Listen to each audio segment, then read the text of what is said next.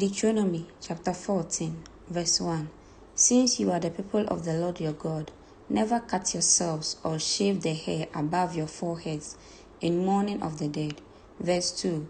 You have been set apart as holy to the Lord your God, and he has chosen you from all the nations of the earth to be his own special treasure. Verse 3. You must not eat any detestable animals that are ceremonially unclean. Verse 4. These are the animals you may eat: the ox, the sheep, the goat. Verse 5. The deer, the gazelle, the roe deer, the wild goat, the addax, the antelope, and the mountain sheep. Verse 6. You may eat any animal that has completely split hoofs and chews the cud. Verse 7. But if the animal doesn't have both, it may not be eaten. So you may not eat the camel, the hare, the hyrax. They chew the cud, but do not have split hoofs, so they are ceremonially unclean for you. Verse 8. And you may not eat the pig. It has split hoofs, but does not chew the cud, so it is ceremonially unclean for you. You may not eat the meat of these animals, or even touch their carcass. Verse 9. Of all the marine animals, you may eat whatever has both fins and scales. Verse 10. You may not, however, eat marine animals that do not have both fins and scales. They are ceremonially unclean for you.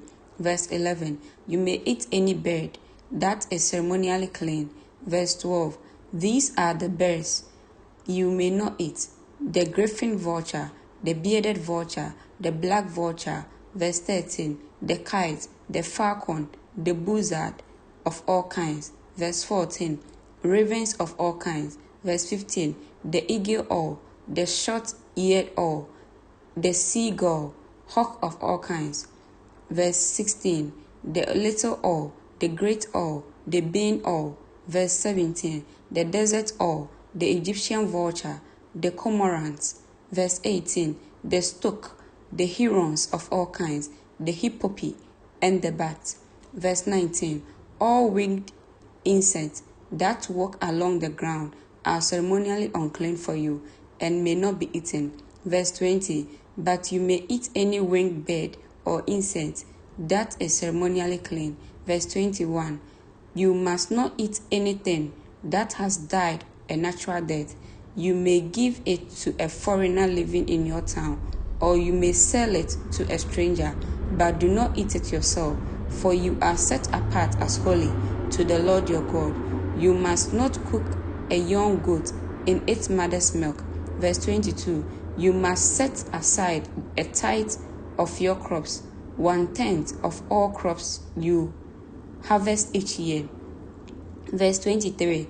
Bring this tithe to the designated place of worship, the place the Lord your God chooses for his name to be honored, and eat it there in his presence. This applies to your tithe of grain, new wine, olive oil, and the firstborn males of your flocks and herds. Doing this will teach you always to fear the Lord your God. Verse 24. Now when the Lord your God blesses you with good harvest, the place of worship he chooses for his name to be honored might be too far for you to bring the tithe. Verse 25. If so, you may sell the tithe portion of your crops and herds, put the money in a pouch, and go to the place the Lord your God has chosen. Verse 24:6. When you arrive, you may use the money to buy any kind of food you want: cattle, sheep, goats, wine, or other alcoholic drink. Then feast there in the presence of the Lord your God and celebrate with your household. Verse 27.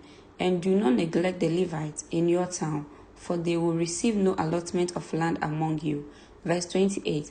At the end of every third year, bring the entire tithe of that year's harvest and store it in the nearest town. Verse 29.